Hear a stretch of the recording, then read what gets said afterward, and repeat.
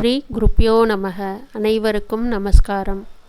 ஓம் வீரத்வஜாய வித்மஹே விக்னஹஸ்தாய தீமஹி தன்னோ பௌம பிரச்சோதயாத். இன்றைய தினம் நாம் காண இருப்பது வளர்பிறை சதுர்த்தி திதி காயத்ரி மந்திரம்.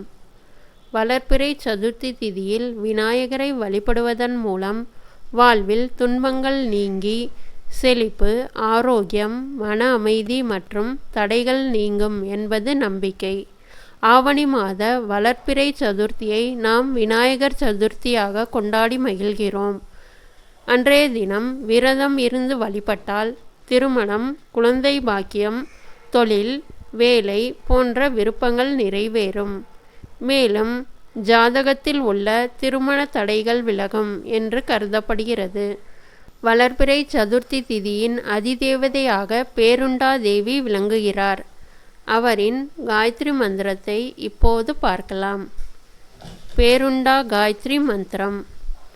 ஓம் பேருண்டாய வித்மஹே விஷஹராய தீமஹி தன்னோ நித்ய பிரச்சோதயாத்.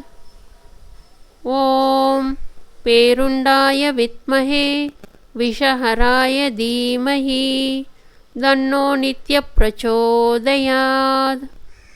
இப்போது இந்த மந்திரத்தின் பொருள் விளக்கத்தை நாம் தெரிந்து கொள்ளலாம். ஓம் என்றால் பிரணவ மந்திரம் மற்றும் பரம்பொருள். பேருண்டாய வித்மஹே என்றால் வல்லமை மிக்க தெய்வத்தை அறிகிறோம். விஷஹராய தீமஹி என்றால் விஷத்தை குணப்படுத்தும் தேவியை தியானிக்கிறோம்.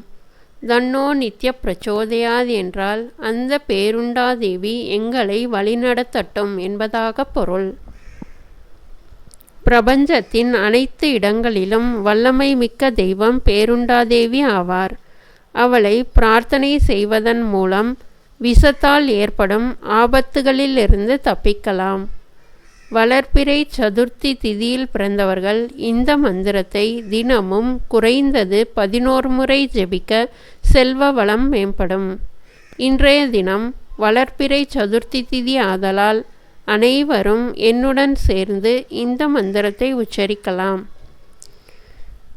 ஓம் பேருண்டாய வித்மஹே விஷஹராய தீமஹி தன்னோ நித்ய பிரச்சோதயாத்.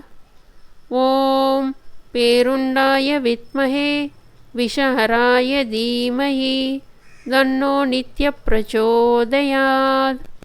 சர்வம் ஸ்ரீகிருஷ்ணார்ப்பணமஸ்து.